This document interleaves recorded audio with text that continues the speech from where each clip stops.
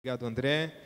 Meus irmãos, vamos meditar na palavra de Deus. Eu quero convidá-los a que abram suas Bíblias no livro de Efésios, no capítulo número 3. Vamos ler a partir do versículo 14 ao 21.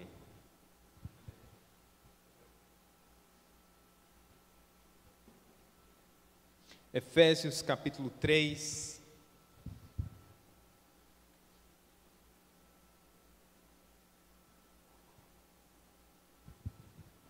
Versículos do 14 ao 21, irmãos. Lembrando que os irmãos estão acompanhando a gente pelo YouTube, pode compartilhar seus pedidos de oração. Então, logo a gente termina essa meditação, nós vamos apresentar os outros pedidos de oração, caso surjam aqui no nosso canal, e os irmãos presentes aqui também. Amados, vamos ler o que diz a palavra do Senhor. Diz assim, então: por essa causa eu me ponho de joelhos diante do Pai, de quem toma o nome toda a família, tanto no céu como sobre a terra, para que, segundo a riqueza da sua glória, vos conceda que sejais fortalecidos com o poder mediante o seu Espírito no homem interior, e assim habite Cristo no vosso coração pela fé, estando vós arraigados e alicerçados em amor, a fim de poderdes compreender com todos os santos qual é a largura e o comprimento e a altura e a profundidade, e conhecer o amor de Cristo, que excede todo o entendimento, para que sejais tomados de toda a plenitude de Deus. Ora, aquele que é poderoso para fazer infinitamente mais do que tudo quanto pedimos ou pensamos, conforme o seu poder que opera em nós. A ele seja a glória na igreja e em Cristo Jesus, por todas as gerações, para todos sempre. Amém. Oremos, meus irmãos, mais um tempo. Nós estamos aqui, ó amado Deus, sendo edificados, abençoados, cantando louvores ao teu nome, orando ao Deus da nossa salvação.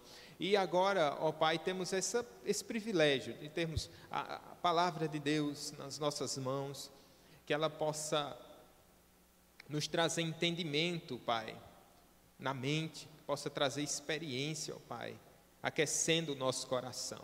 Ajuda-nos, abençoa-nos e nos revela, iluminando a nossa mente, essa porção preciosa da Tua palavra, Pai, em nome de Jesus. Amém. Amém. Meus queridos, aqui nós estamos diante de uma das cartas que alguns dão um valor teológico muito forte. Essa carta que Paulo escreveu à igreja de Éfeso. Paulo escreve essa igreja e vai tratar das maravilhas da salvação que Deus operou em prol do seu povo, antes da fundação do mundo. Ele vai nos revelar isso e vai dizer que essa salvação, e vai nos revelar um mistério, que judeus e gentios agora fazem parte do mesmo povo, e sempre foi esse o plano revelado, esse mistério que agora é revelado, e o apóstolo Paulo nos aponta isso. De tanta profundidade e riqueza teológica, Paulo ele nos ensina algo importante demais: o valor da oração. É um teólogo que escreve de joelhos. É alguém que fala acerca dos mistérios de Deus, estando em comunhão com Deus.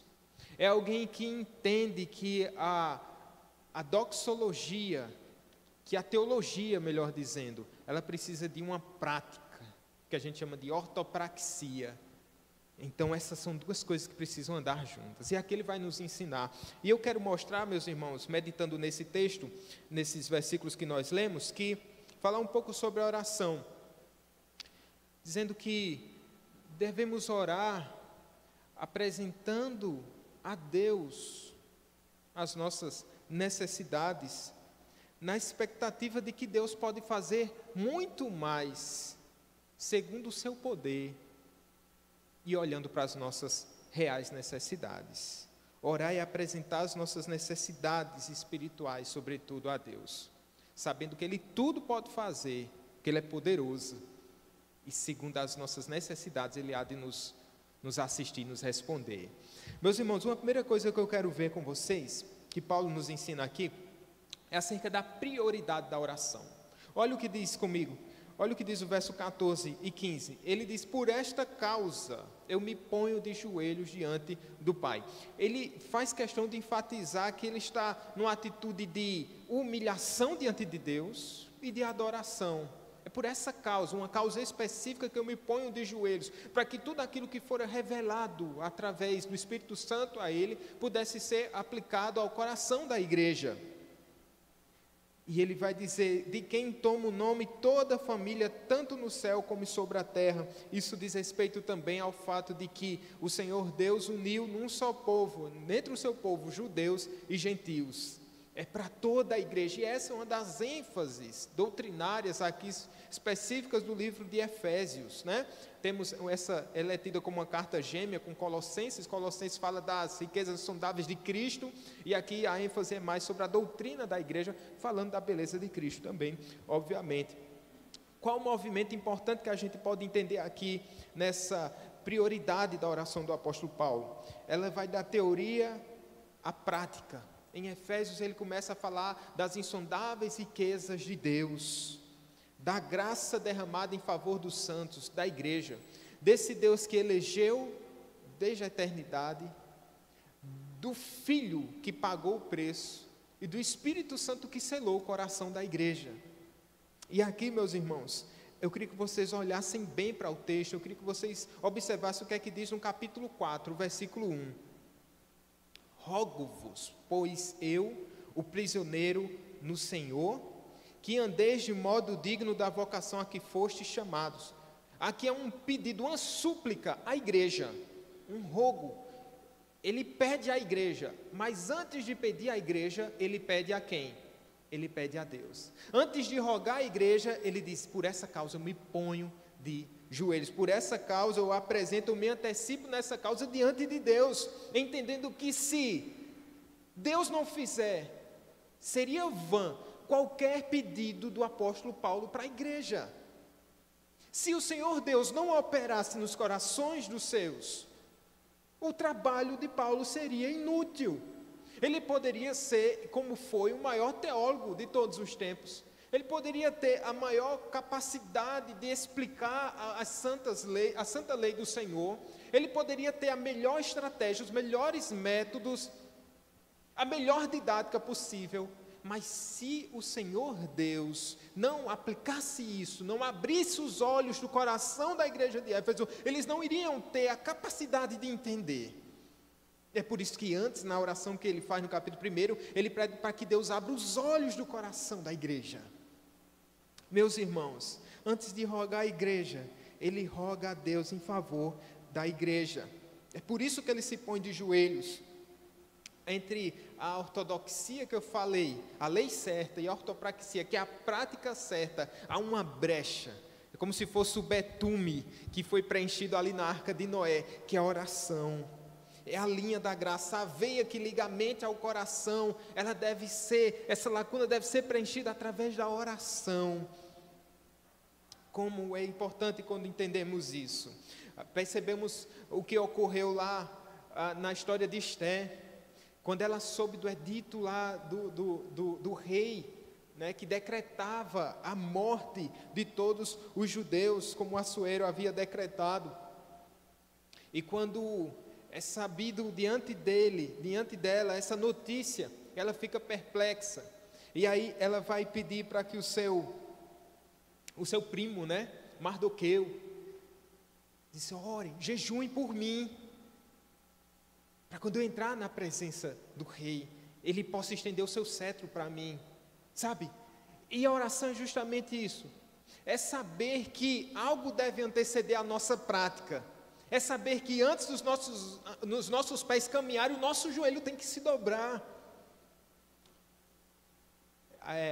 Há uma frase atribuída a Abraham Lincoln, um estadista norte-americano, que diz assim: olha, se você me desse uma árvore para me cortar, eu gastaria, se você me desse uma árvore para ser cortada durante 6 horas, um tempo de 6 horas, eu gastaria 4 horas afiando o machado. Lutero, ele vai dizer, nos seus dias de maior trabalho, de maior fadiga, de uma agenda mais lotada. Ele dizia assim: hoje eu tenho muito a fazer, portanto eu vou precisar orar muito.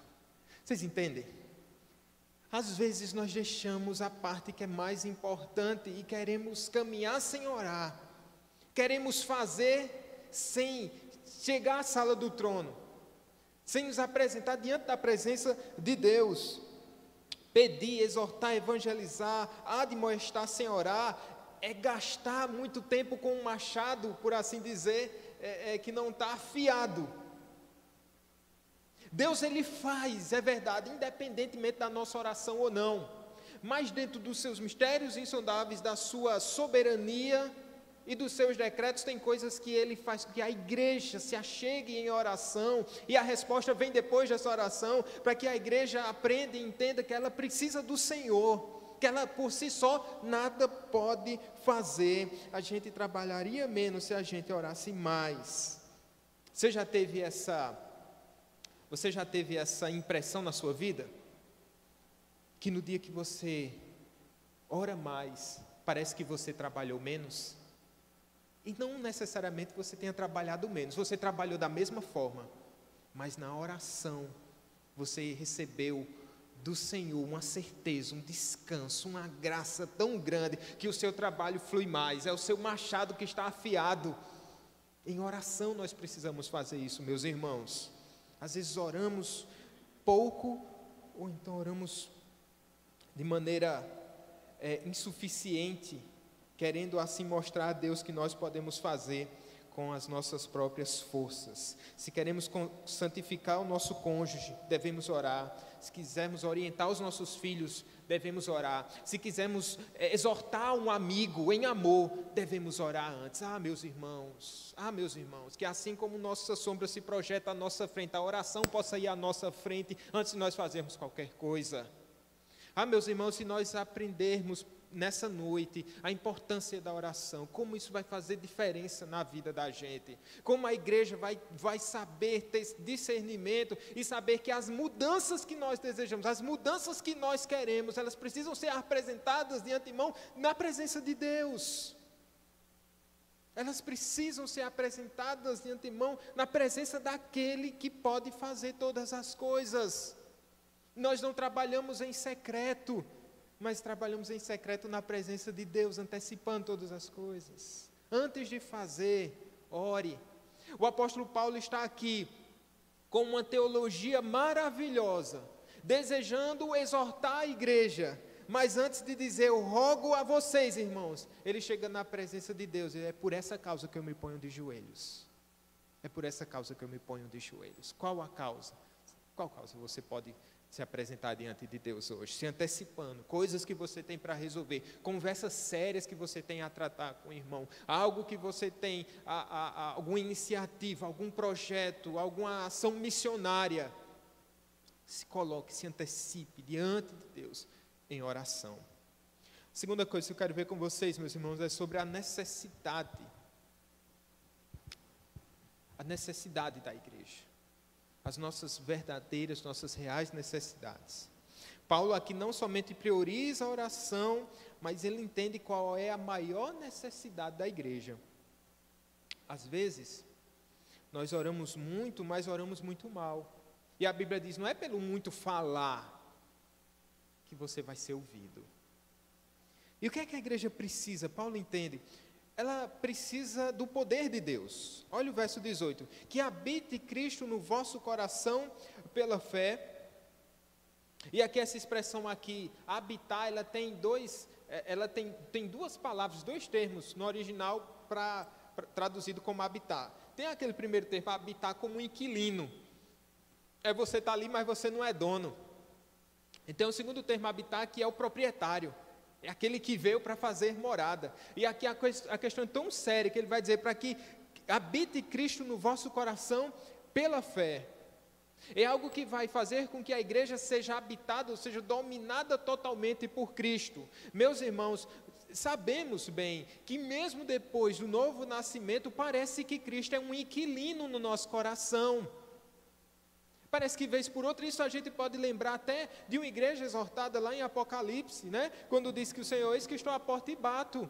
E é interessante que ele está na porta da igreja. Se alguém ouvir a minha voz, abrir a porta, eis que eu entrarei e cearei com ele e ele comigo. Então nós precisamos dessa presença contínua de Cristo em nosso coração. E como é que isso se dá? Através do poder de Deus, que ele diz no verso 16: segundo a riqueza da sua glória, vos conceda que sejais fortalecidos com poder. Veja que são duas expressões duplicadas aqui, uma frase que para mostrar a ênfase: fortalecidos com poder, mediante o seu espírito no homem interior. A igreja aqui, meus irmãos, ela precisa conhecer o amor de Cristo, porque no próprio verso 17 ele diz assim: pela fé estando vós arraigados e alicerçados em amor.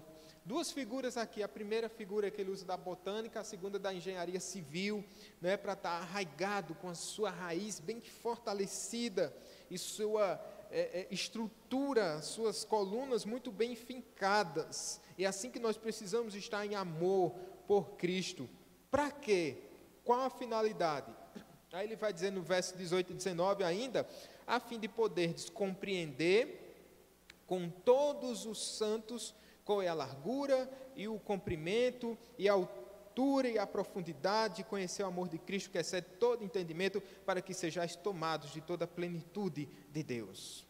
Ele está dizendo: olha, vocês correm risco de se tornarem míopes na fé, porque vocês têm tanta riqueza da parte de Deus, tanta glória recebida da parte de Deus, um amor tão profundo, mas que vocês precisam do poder de Deus para poderem ver e desfrutar desse grande poder.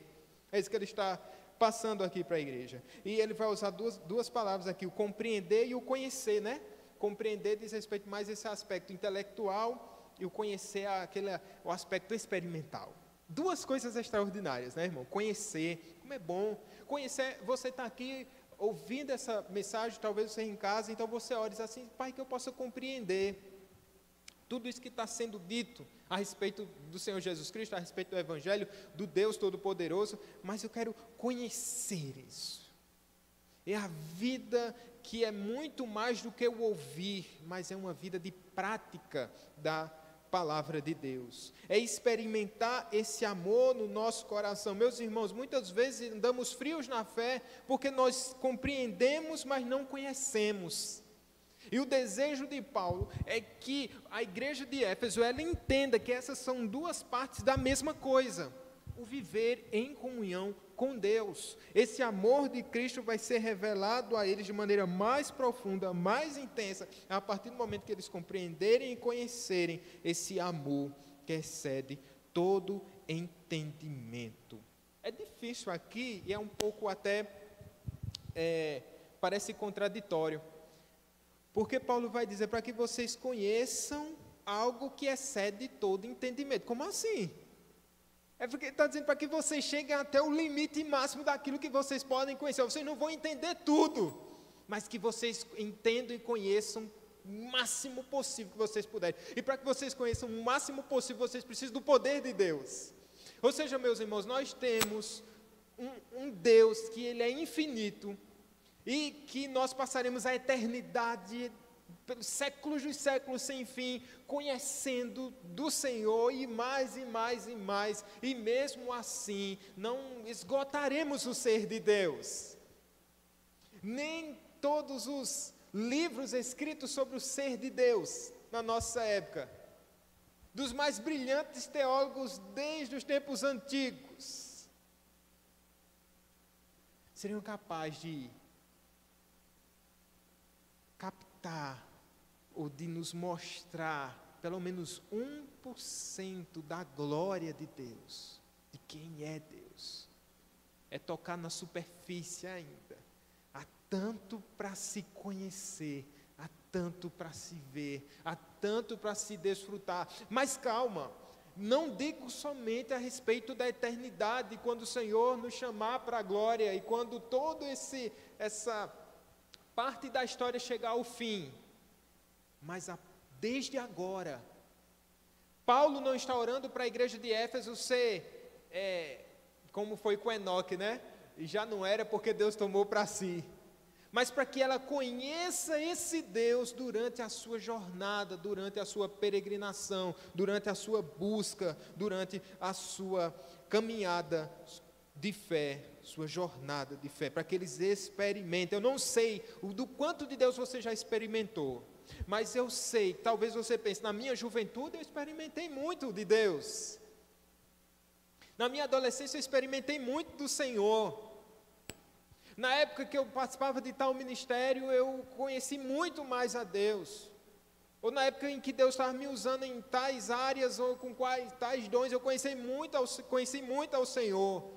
Quer dizer que esse Deus, Ele ainda quer se revelar a nós.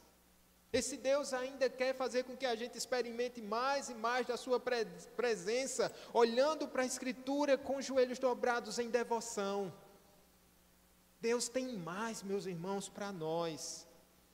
Talvez tenhamos nos acostumado com um estado assim, um pouco de mesmice. E nos contentamos apenas em cultuar a Deus, que é muito importante vir à igreja, não deixe de vir à igreja, mas na nossa devoção particular, na nossa vida, nós não nutrimos, nós não aquecemos o nosso coração desse Deus que ainda tem tanto a se revelar a nós. Cristo é mais belo e mais precioso do que você pode imaginar. Ele é tão lindo e tão maravilhoso que você jamais viu essa glória aí. Mas podemos buscar mais e mais ao Senhor. Paulo está dizendo que essa igreja não se contente de tudo que eu falei até agora das riquezas insondáveis de Deus, porque eles não tenham isso como algo de um Deus distante, de um Deus que fez na eternidade passada, mas que não está presente, abençoando e aplicando essa riqueza e essa glória ao coração da sua igreja. Essa igreja também precisa de comunhão. Veja que quando ele vai falar aqui no verso 19, a fim de poderes compreender com todos os santos. E quando a gente chega na doxologia, verso 21, a ele seja a glória na igreja, a glória de Deus na igreja. Então, essa é uma igreja que precisa de unidade. Aí você pode pensar assim, será que essa era uma igreja que estava desunida? Não há nenhum sinal aqui, apesar dele estar falando da igreja entre gentios, Deus ter feito de uma só igreja, de gentios e judeus, uma só igreja, mas olha que maravilha quando ele vai orar no capítulo 1, verso 15.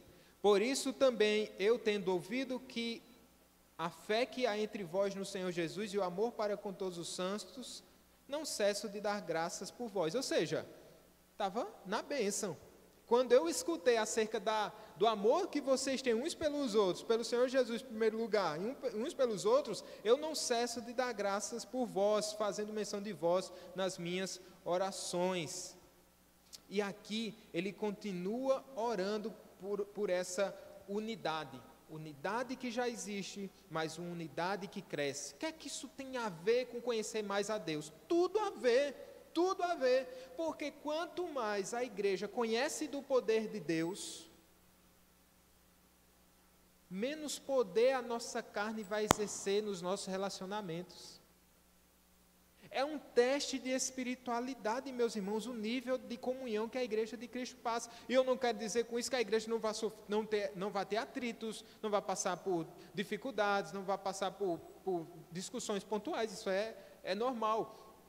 O fato é que a forma como nós tratamos tudo isso vai mostrar muito da nossa comunhão com Deus. É inegável que a nossa comunhão com os outros, ela é fruto da nossa comunhão com Deus, e a nossa comunhão com Deus reflete na forma como nós nos relacionamos uns com os outros. A gente falou um pouco da prioridade da oração. Antes de fazermos, nós precisamos orar. Deus fez pela igreja, e quando queremos aplicar a lei de Deus ao coração da igreja, nós precisamos orar. Antes de rogar, Paulo se ajoelha. Nós vimos aqui essa necessidade, a real necessidade da igreja. Paulo não pede por si, estava prisioneiro em Cristo Jesus. Não sei se essa igreja teria necessidades pontuais, talvez irmãos passando necessidade ou qualquer coisa, algum irmão enfermo, sempre tem, né, um irmão enfermo, sempre tem um irmão que precisa de oração, sempre, mas aqui ele vai para aquilo que é mais excelente e deixa aquilo que é secundário em segundo plano. Tão importante ele apresenta em oração em outras ocasiões, mas aqui ele sabe aquilo que é mais importante para a igreja. Eu quero encerrar falando sobre essa expectativa, né? Sabe, orar é apresentar a Deus as nossas reais necessidades da igreja, na expectativa de que esse Deus que pode fazer infinitamente mais, Ele vai abençoar. Porque quando nós oramos conforme a vontade de Deus, nós recebemos essa graça do Senhor. Veja, olha o que diz o verso 20 e 21. Ora, aquele que é poderoso para fazer o que, irmãos? Infinitamente mais do que tudo quanto pedimos ou pensamos, conforme o seu poder que opera em nós. A Ele seja a glória na igreja em Cristo Jesus por todas as gerações, para todo o sempre. Paulo está aqui agora numa belíssima doxologia. Uma doxologia é um hino de louvor a Deus, reconhecendo aquilo que Ele é no seu ser, um Deus infinito, um Deus cheio de graça, um Deus que é eterno, um Deus que é soberano. É como se Paulo perdesse todo o fôlego e não precisasse de uma pausa aqui para continuar o seu escrito. Então, no meio da carta, ele começa a dizer: ao Senhor seja toda a glória, porque está falando do poder de Deus, das maravilhas do Senhor, do amor de Cristo. Então, ele para e diz assim: ao Senhor seja toda a glória, ao Senhor seja toda a glória. Se você já experimentou isso, vasculhando e meditando na palavra de Deus, você tem que parar e dizer: glória a Deus nas alturas, louvado seja o nome do Senhor. Na vida do crente tem que haver, a vida do crente é uma doxologia, né? Apontando para a glória de Deus, e é isso que ele faz. Seja a glória na igreja em Cristo por todas as gerações. Paulo já tinha orado para que os efésios olhassem para frente, para a glorificação. No verso 18 e 19 do capítulo 1, ele diz assim, orando, né? Ele diz assim: iluminados os olhos do vosso coração, para saberdes qual é a esperança do seu chamamento. Veja, está falando do futuro, né? Qual a esperança do seu chamamento?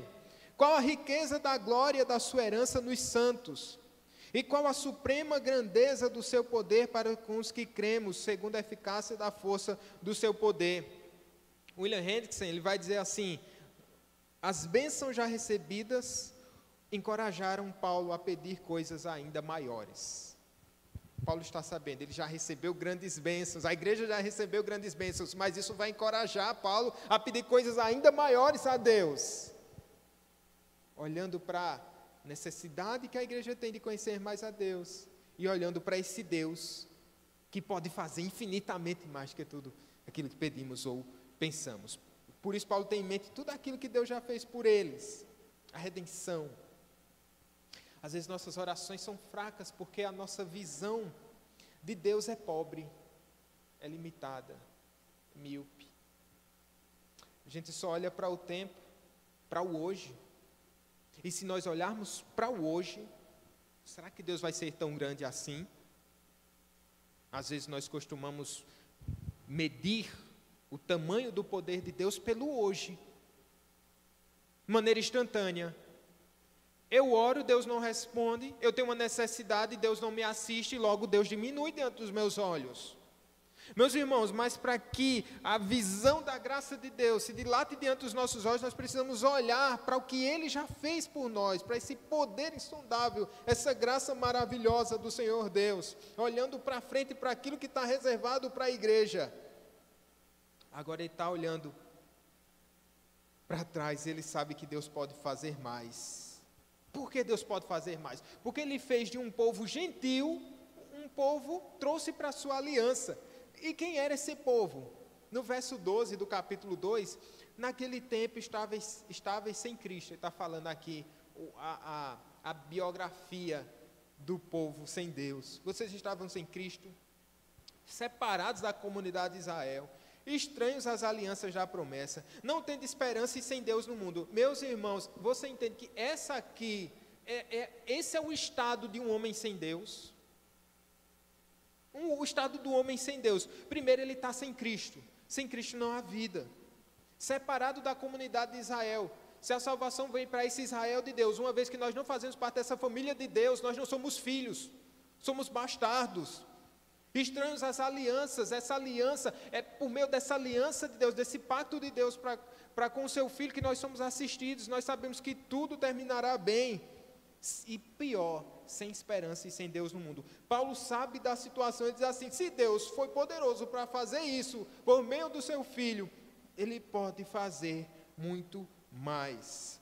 Por quê? Porque Ele é rico. Ele é rico.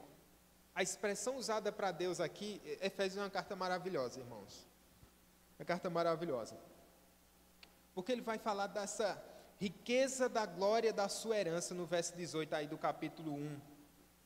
E em alguns momentos Paulo vai voltar a falar que Deus é rico em misericórdia, rico em poder. Isso é muito importante para a gente. Por quê?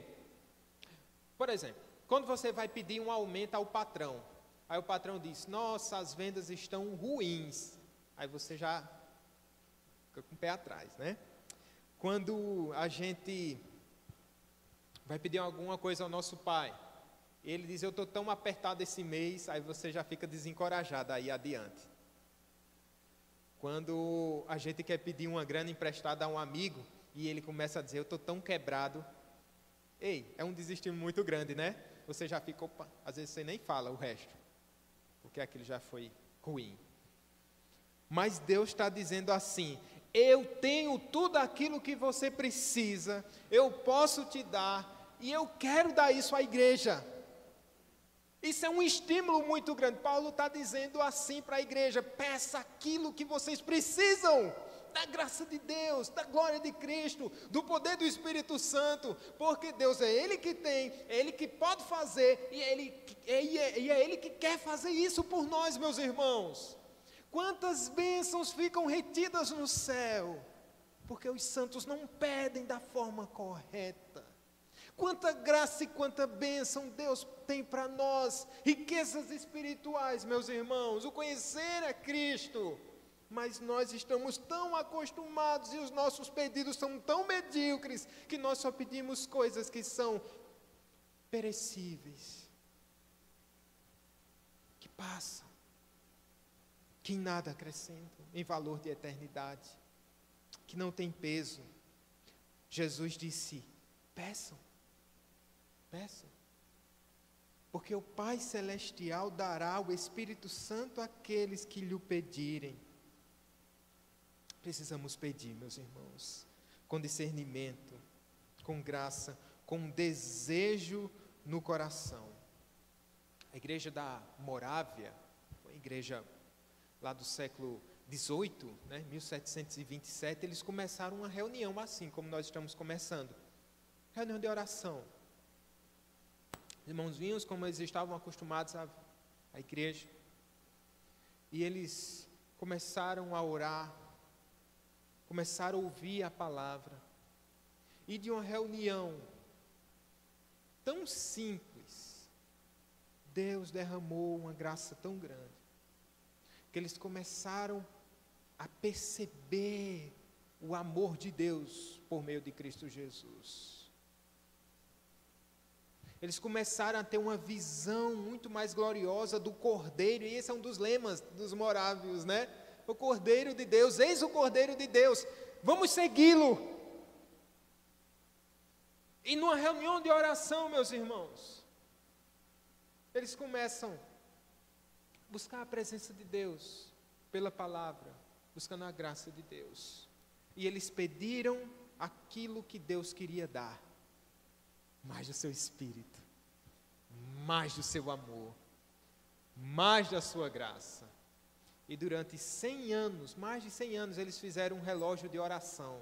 E sempre tinha 2 ou 3 irmãos na igreja orando, durante mais de 100 anos.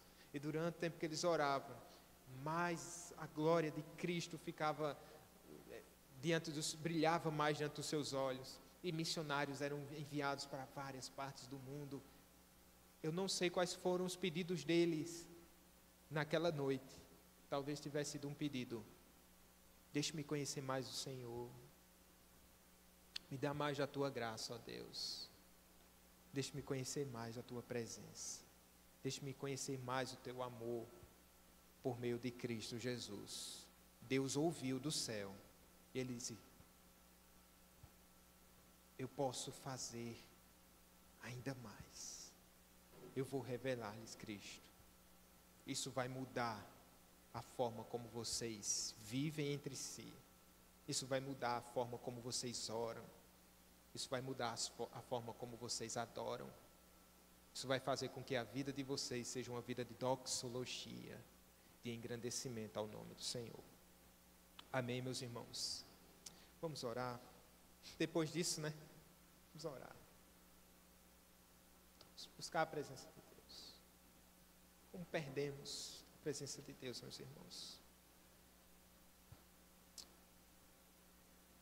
Como queremos fazer as coisas por meio da nossa própria força, com um machado que não está afiado. E aí a gente machuca o tronco, se desgasta, faz calos na mão. E o Senhor Deus nos chamando à oração, buscar a sua presença. O problema do nosso tempo, porque nós não queremos parar na presença de Deus, não queremos conhecer mais do Senhor. Que o Senhor nos ajude. Hoje eu tenho muito a fazer, você tem, ou amanhã, essa semana, tenho que orar mais. Tenho que orar mais.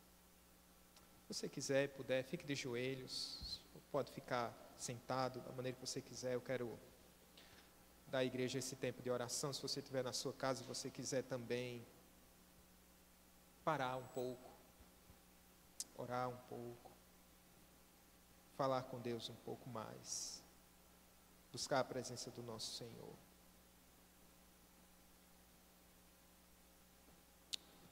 Coloque sua causa aí diante de Deus, de joelhos. Peça para que Deus abra os olhos do seu coração, para que você entenda quais são as suas reais necessidades. Não é pelo muito orar que você será ouvido, não é pelo muito orar que nós seremos ouvidos.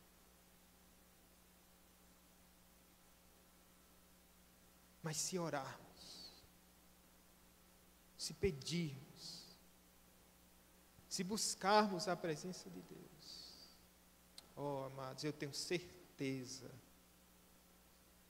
que o Senhor se revelará mais a ti. Talvez para isso você precise de arrependimento. Talvez para isso você precise de um quebrantamento, de um reavivamento. Há poder da parte de Deus. Há poder da parte do Senhor.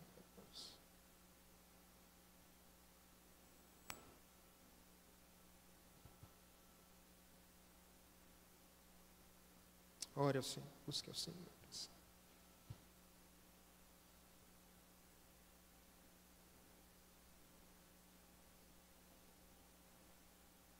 Se Deus,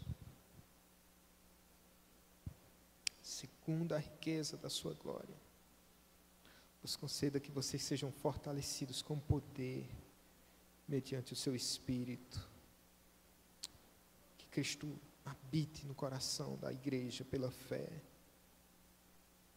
Precisamos estar arraigados, alicerçados em amor, compreendermos com todos os santos qual é a largura, qual o comprimento, a altura, a profundidade, e conhecer o amor de Cristo, que excede todo entendimento, para que sejamos tomados de toda a plenitude de Deus. O Senhor é poderoso para fazer infinitamente mais do que tudo que você está pedindo nessa hora ou pensando. conforme o poder dele que opera em nós. Peça ao Senhor.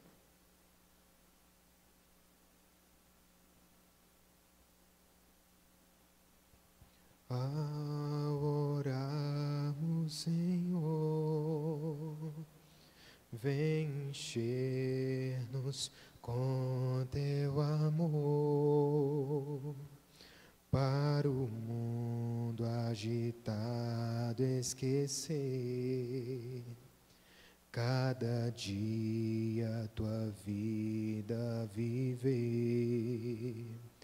Nossas vidas vem, pois, transformar, refrigério pra alma nos dar.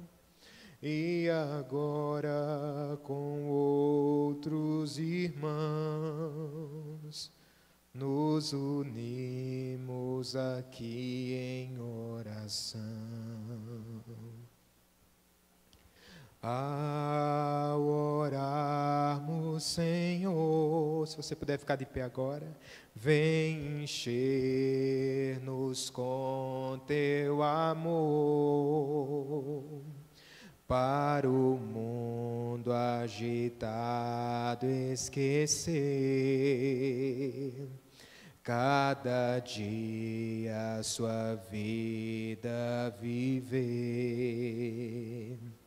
Nossas vidas vem, pois, transformar, refrigério pra alma nos dar.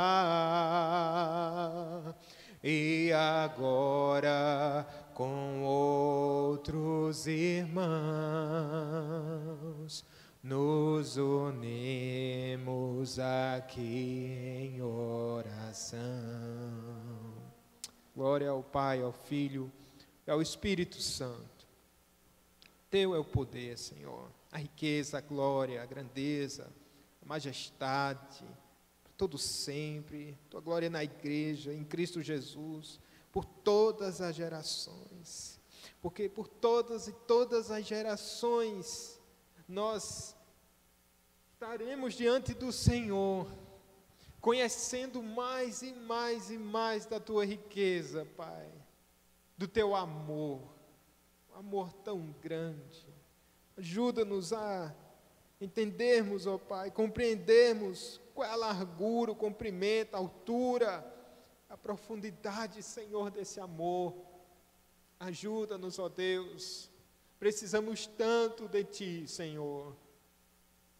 Quando pensamos que estamos bem, que pouco precisamos do Senhor, quando aprendemos a viver sem oração, é um declínio espiritual horrendo, Senhor, para a Tua igreja. Mas quando ela desiste de andar por suas próprias forças, confiada em seus talentos ou em sua teologia somente, ou em seus recursos financeiros, ou em seus dons, oh Deus amado, e se coloca diante da presença do Senhor, como Paulo se pôs, por essa causa ele se colocava de joelhos, porque sabia, ó Pai, que só o Senhor tinha a chave, tem as chaves do coração da igreja. Faça com que eles entendam, Deus amado, faz com que entendamos, ó Pai, a Tua graça, para que conheçamos, ó Pai, a beleza que há nesse Cristo, o poder que há em Ti, ó Deus amado. Abençoa-nos, ó Pai. Queremos estar na Tua presença, Senhor Deus. Queremos, ó Pai, não só uma mente iluminada, mas queremos um coração aquecido. Não queremos somente pés, pernas velozes, ó Pai, que saem para proclamar, mas queremos também joelhos marcados, ó Pai, que buscam a Tua presença. Meu Deus, precisamos do Senhor. E se entendêssemos isso melhor, estaríamos agora desesperados, Pai, por Tua presença. Se entendermos, ó Pai, que nada podemos fazer sem Ti. Aprenderemos, ó Pai, a Te buscar em todas as ocasiões. Eu quero orar pelos meus irmãos, para que haja unidade no meio do corpo de Cristo, para que haja comunhão no meio da igreja do Senhor, para que o Senhor aqueça os nossos corações, para aqueles irmãos, ó Pai, que têm buscado, Pai, fazer tudo que está ao seu alcance, talvez para mudar o coração de um cônjuge, para exortar um amigo, Deus, para admoestar alguém, e não tem visto resultados ainda, Pai. Talvez, Senhor Deus, o Senhor esteja chamando o Teu povo mais uma vez à oração, para que possamos, Pai, entender que sem Ti nada podemos fazer. Vem, Senhor, sobre nossas vidas e abençoa a Tua igreja, Pai. Ao Senhor seja a glória na igreja e em Cristo Jesus por todas as gerações, para todos sempre. E que a maravilhosa graça do nosso Senhor e Salvador Jesus Cristo, o amor de Deus, nosso eterno e poderoso Pai, e que as doces consolações do Espírito Santo sejam com cada um de vós, irmãos, e com a igreja de Cristo espalhada por toda a terra, desde agora e para sempre. Amém. Amém. Amém, meus irmãos. Que Deus nos abençoe. Tenhamos todos um restante de semana abençoado na presença de Deus. Eu falei dos pedidos de oração, acabou me lembrando aqui que tem uma oração pelo aniversário da igreja, tá certo? Eu deixo esse pedido de oração para que os irmãos possam estar orando em casa, aniversário da igreja no próximo dia 21. O pastor não esteve conosco hoje, está um pouco enfermo, que estejamos orando também pelo nosso pastor. Tá bom, irmãos? Graça e paz. Até o próximo final de semana, se Deus quiser. Amém.